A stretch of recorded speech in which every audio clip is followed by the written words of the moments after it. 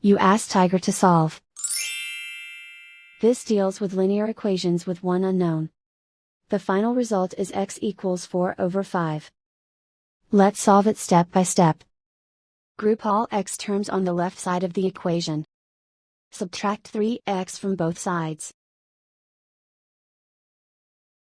Group like terms.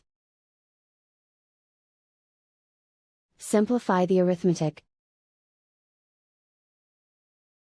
Group like terms. Simplify the arithmetic. Group all constants on the right side of the equation. Add 3 to both sides. Simplify the arithmetic.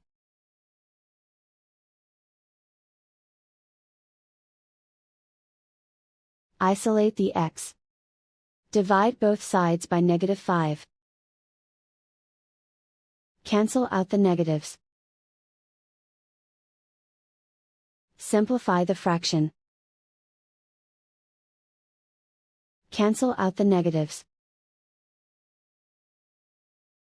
And so the final result is x equals 4/5.